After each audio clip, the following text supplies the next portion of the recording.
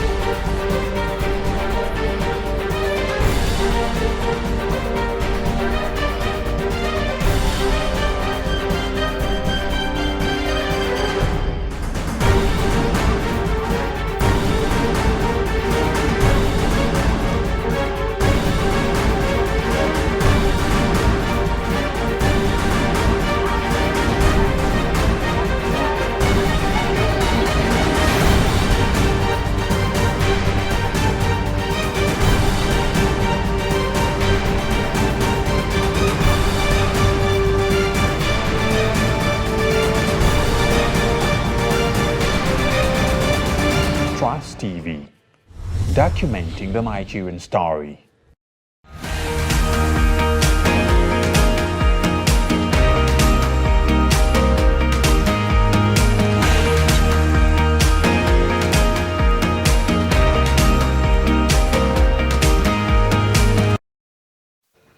Welcome back and thank you for still staying there with us on the program. If you're just joining in, this is Business Daily and we are coming to you from Trust Television.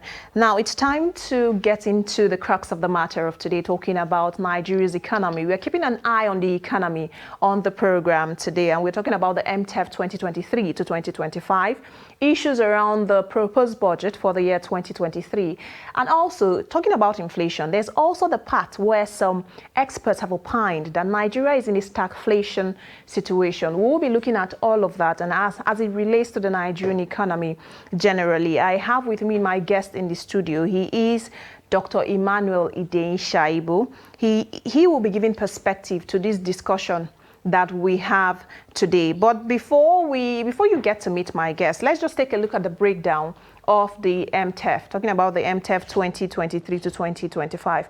Now, the aggregate expenditure is pegged at 19.76 trillion naira. For the 2023 fiscal year. Budget deficit is for the 2023 fiscal year is maybe between 11.30 trillion naira and 12.41 trillion naira. Total revenue is at 8.46 trillion naira. 1.9 trillion naira is expected from oil-related sources, while the balance would come from non-oil sources. Benchmark crude oil price pegged at $70 per barrel. Exchange rate 435 naira to a dollar. Oil production was put at 1.69 million barrels per day. Many will ask how feasible is that, considering the fact that we are battling issues around oil theft in that sector. Real GDP growth projected at 3.7%. Inflation 17.16%. Petrol subsidy would remain up to mid-2023, and 3.36 trillion naira will be provided for the subsidy, talking about petroleum subsidy, in the next financial year. Of course, the government of Saudi wants to phase out the subsidy, but that phasing out is going to happen gradually. Now, those are the projections, or those are the parameters, if we will call it that, for the MTEF 2023 to 2025. I want to bring my guest into the discussion. Like I mentioned earlier, he is an economic analyst, and he closely follows the Nigerian economic space. So he has looked at these numbers. Doctor, I know you have been able to look at these numbers, and you know what's happening in the economic space, because that's the space that you follow closely. I want you to speak to these numbers that I just reeled out. So we have inflation at 17%, exchange rate at 435 naira to the dollar, crude oil benchmark $70 per barrel. We're seeing the price hover around $90, $100 per barrel in the international market, even though we don't have control over the price of that commodity. Tell me what you think. Thank you very much. Good morning, viewers, and it's a pleasure to be live in the studio.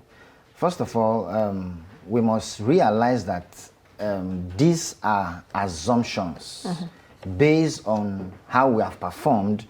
The Minister of Finance and her team, the budget office, sit down to bring out these figures, and then we begin to work with it. First of all, one would ask, what is the basis for these assumptions? Are they real? Are they practicable?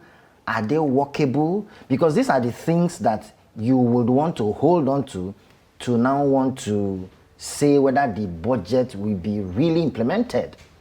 Now, the benchmark, the assumptions we are seeing in the proposed budget, 435 naira, for instance, to a dollar. What is the current applicable dollar rate? The margin is even wide to start with. That's number one. Number two, what is the current crude oil price rate? The margin is wide. Number three, what is the current inflation rate? The margin is wide. Then when you have this, you are tempted to ask, are they not aware of these realities before setting these benchmarks? The only thing we probably do not have control over is the price of crude oil, and that is simply because we are not refining. We sell crude and we buy a refined product, and that is even in deficit to start with. Now, I would have expected, and every industry watcher would have expected, that from the performance of 2022 budget and the areas we have made gains, those areas should serve as the quick wins. If you check the ICT sector, a lot has been achieved. That is the truth. A lot has been achieved. Why not look at what is going on correctly there and improve on it? Secondly, prior 2015, whether allegedly or for real, we heard that oil fuel subsidy is a scam. But here we are. Fuel subsidy has been paid for 7 straight years and will not leave until mid next year. Now the question is, what is the rationale behind keeping fuel subsidy up to this time, or what has the economy done to cushion the effect of removal on the Nigerians? I can tell you for free that a value of 100 naira as of January is not the same value in March, not the same value today. I can confirm to you also that salaries of civil servants and maybe other private sector players have not been increased, but we have consistently seen inflation increase. And it will not shock you, even though it shocks some people, that the DTA of permanent secretaries and ministers have been increased by 250% and 180%. But the civil servant salaries have remained the same. And we go to the same open market. Price of fuel has gone up. Electricity tariffs have gone up. Cost of doing business has gone up. Insecurity, food insecurity, inflation. Then we put all this together, and do not forget, we are servicing our debts. Yes. With almost 80 to 90% of our earnings. One would have thought that how do we increase our earnings? Because if we increase our earnings, we will not have to talk of debt to GDP. That is not an issue. What we should be saying is, how do we increase our capacity to earn more? The critical sectors that are not being monitored, how do we put an eye on them to increase their earning capacity so that they can genuinely, properly, and voluntarily pay taxes? Because tax is one area government gets money almost effortlessly. Yeah. But when you don't put all those measures in place, MSMEs are not being monitored, they are not being managed, they are not being given lifeline. It will also shock you to know that we have given so much handouts than create economic interventions. Handouts that we give various names, and as at the last time, 228 billion has been spent on the school feeding program. 228 billion school feeding. What is the contribution to the economy of feeding when the budget of education is only 109 billion? And that is heartbreaking. We have spent 1.6 trillion as a nation to pay school fees outside the country. And it's painful that ASU is on strike for this period, and their salaries are being held. Of course, they're not going to work. So that amount of money is not in the economy to galvanize the economy. And this morning we heard that federal government has dragged ASU to industrial court for them to be able to. Now, all this affects everybody, whether you are an economist, as long as you are living in the territorial integrity called Nigeria, you will feel the pinch of the way the economy is. And one of the federal ministers have come out to say that Nigeria is broke. And that's why it is stated in the 23 budget that we are going to likely borrow up to 12 trillion to fund the budget. That is already a deficit on arrival. And it's sad that the market woman in Jabi market, the market woman in Wuse market does not need this figure. All she needs to know is, what is the price of maize? What is the price of palm oil? Has it gone up? Has it come down? And it worries a lot of us that watch us, because we go to the market and we see these things. And unfortunately, I have always believed, and I still believe, that we do not lack professionals to help us galvanize our economy. Doctor, let me come in here. I really like the background that you have given to discussion today, because, like you have said, all you have said means everything around the nation is tied to the economy. Absolutely. Because it is normally said that good economics translates to good politics, and vice versa. If you have good politics, it is going to show in your economics. Sure. So now I want you to speak to some of these issues you have mentioned, because then again, like you have rightly stated, someone going about their business they don't really, when they see the figure 19 trillion naira for a budget of a year, they sit back and wonder, how does this affect me? Yeah. Because that's the first thing that comes to their mind, that, okay, how does a national budget translate to those going about their businesses? Because we need to also ensure that that is clear, beyond saying, oh, they are doing their things over there, is the government something? But how does it translate to me? How does it translate to a journalist? How does it translate to a medical doctor? How does it translate to the pockets of Nigerians? First of all, we must understand that government is the largest spender in an economy, but the private sector is the largest player. Government cannot implement any program without contracting it out to the private sector. You want to build roads, you give it to somebody building the roads, an engineer or a construction company. He will eventually employ an engineer. He needs a consultant. A government want to deploy training. They will need to get the consultants in the private sector to come and implement that training. And being government the largest spender, they seem to have the big tickets of any economy, but they cannot deploy it, they cannot step down the training. So they have to rely on the private sector practitioners like myself and other people who are into training, capacity building, consultancy, and mentoring to now step down. We are the private sector. I will in turn employ people who are on the streets, who go to the markets. So because they set the tone, it will trickle down. And it is sad that till today, these 36 states of the Federation still come cap in hand with a straw to draw from the Federation account by way of allocation being given to them, meaning that state governments are still not sustainable without federal government giving them something. Dr. Idei, can the with what we have on ground now, let's look at realities. Yeah. Because you mentioned that the state governments come cap in hand to collect from the federal government. We have seen that happening for a very long period of time. How many states can we, because I see that you are trying to say the states should do more.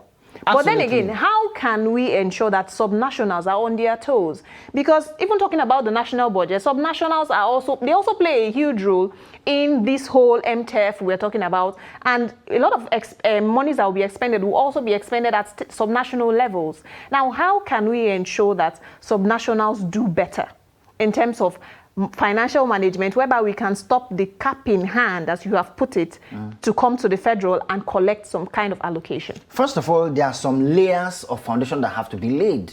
There are some things that cannot happen in states except the federal government. Like that, for example, that has to do with mining. Who gives the license? Mining is on the exclusive list. Exclusive list. Now, these state governments have come to the fore as though they are no more viable except government gives them something. Now, resources are in the states, agricultural lands are in the states, citizens are living in the states, they go to the farm in the states. Nobody comes from maybe a Niger state to an Abuja to come and farm. The state government controls all that. So can we sit down with the state executive council and the relevant stakeholders and draw up the roadmap and say, we want to give you this exclusively to manage, but render reports or pay taxes to the center? Because resources are everywhere on the ground in Nigeria. I was talking with a friend, he said, you can literally see riches on the floor in Nigeria because we are still a people that have a lot that has been untapped.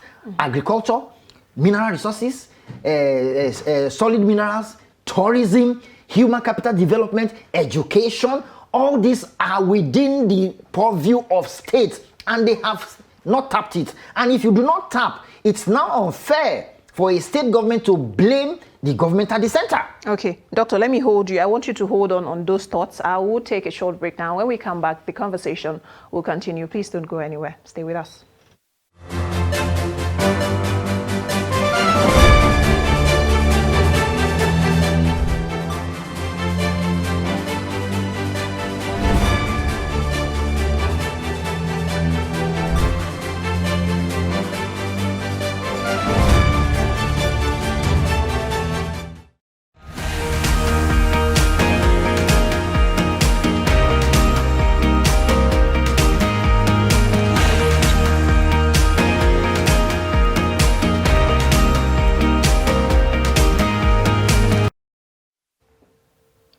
Welcome back and thank you for still staying there with us. If you're just joining the program, this is Business Daily on Trust Television. We have been speaking to front row issues in the Nigerian economy, talking about the medium-term expenditure framework for the year 2023 to 2025 that was presented by the Minister of Finance, Zainab Ahmed. And I have with me Dr. Emmanuel Idei Shaibu. He has been throwing light to these issues as we have seen them coming. Now, Doctor, I want us to look at the inflation cap. Okay. In the MTEF, talking about 17.16% for the year 2023, and we're already doing over 19.64%. That's according to the last data we saw from the National Bureau of Statistics. I want to ask you now, it's no longer news that inflation has become a challenge in Nigeria. We are still doing double digits. We cannot even recall when last we had single digit. The CBN, the monetary guys, the monetary policy people on one hand are trying to curb these inflationary pressures.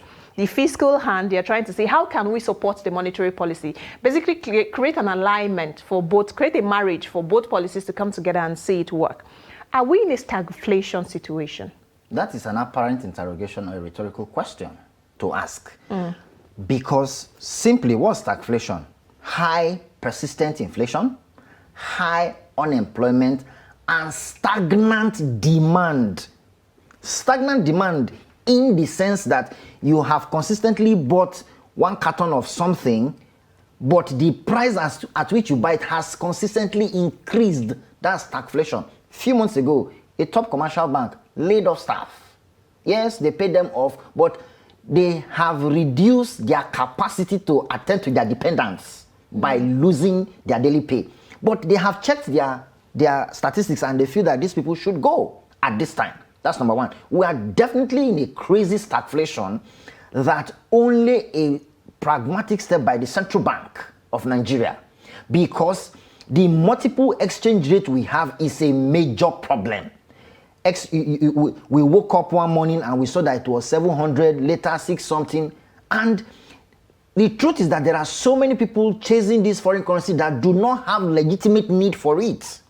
And the Central Bank of Nigeria has the capacity by law to stop it. But we have seen the CBN acted. We saw what happened with the bureau de change operators. We have seen the governor of the central bank come in and wield the big stick against perpetrators. He wielded a stick that is not big. It's not big enough. It's not big. It's not big. Not even big enough. Let's take him back to the provisions of the Central Bank of Nigeria. He has the right to stop the spending of foreign currency in this country. He has that powers without consulting the president commander-in-chief. Doctor, when you say spending of foreign currency, I want you to clarify what you mean by that. Fantastic. We have schools, we have organizations, we have shops that you still go and pay for services with the US dollar. When we have the naira as our primary currency as a nation, and the central bank looks away, which is absolutely Many wrong. will ask you to substantiate this claim. Now, there are schools, there are malls that you pay with foreign currency in Nigeria, and it's accepted. Should it be when we have a working central bank of Nigeria? We don't want to mention the schools because we don't want to give them advert slot for free, but we do know. We do know. Now, you stopped giving sales to the bureau de change, but they still have access to the money. You started selling to the banks. Later, you stopped. Now, there are legitimate concerns, maybe for school fees, for medical, yes. And these people will still have to wait for the banks because there is also what we call the availability in the system that they cannot do more than. There's a allocation that central bank gives to commercial banks to be able to give to them. And some of these things, they have to still wait. The banks have to devise means of even giving it in form of card, not necessarily the physical cash, so that they can spend. Because if you check, the limit on your card has also stopped, has also dropped. These are not the measures we should take. We should rather strengthen the naira by giving it a robust platform to thrive in our system. Yes, anybody that has legitimate need to repatriate cash, legitimate, the Form M or the Form A is there. But have we had people who have these genuine needs even suffering now? Because those that don't want to hoard it are hoarding. Bureau de change are superintending over round tripping, and I expected that the central bank will clamp down on them. It was in the news that EFCC was going around sometimes clamping. What was achieved with that, and to what extent? Now, CBN should stand on their feet because it's a semi-autonomous institution that can walk to the central, to the president and say, this is what we think will do the nation good at this time. No matter whose ox is God. That is the point.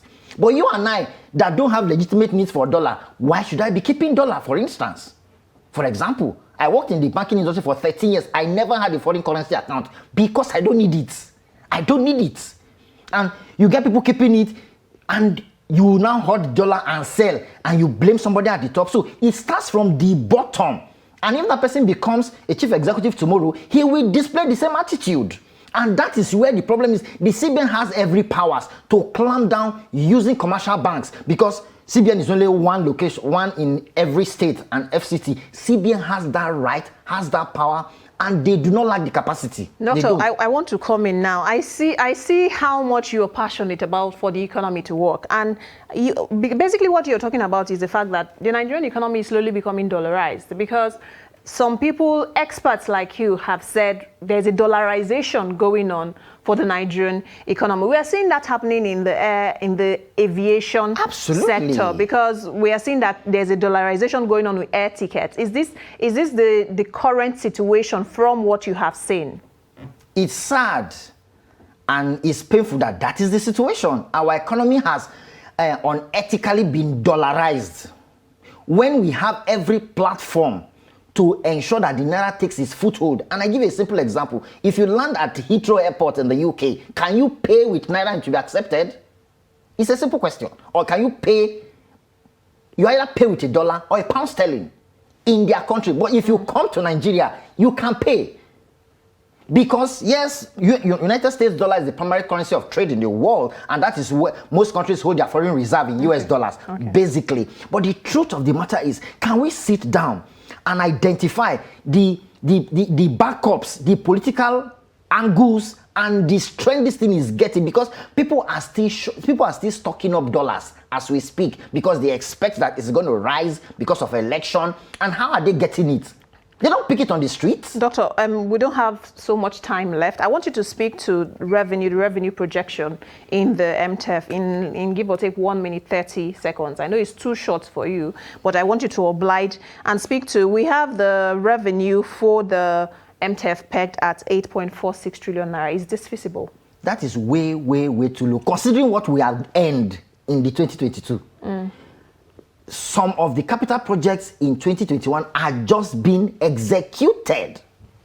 I have always opined that the personnel cost, the cost of doing government should be slashed down, but from all levels, not only the president, not only the senators, everybody, because we must check where we can save as much as possible. Austerity measures. Oh, yes, because we had structural adjustment program in 1986.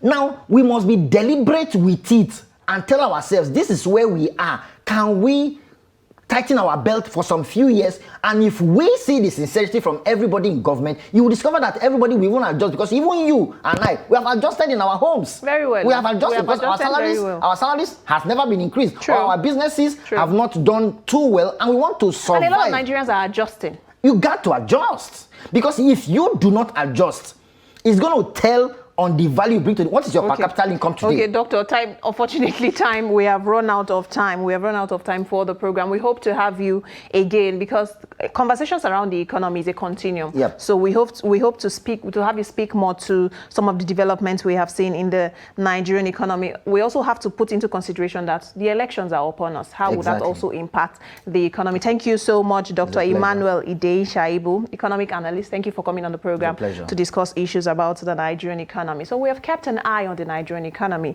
and we have to say more needs to be done. Yes, my guests have proffered several solutions on how we can get it better, and this can be done in more ways than one. The fiscal aspect, the monetary angle, everybody needs to come on board. Thank you for investing your time with me on the program. Don't forget you can catch up on all you need to know in the world of business, finance, investment, and major news updates on our social media platform, Trust TV News, across all social media. My name is Christiana Amodu Otinya. Enjoy the rest of your day and continue to stay safe.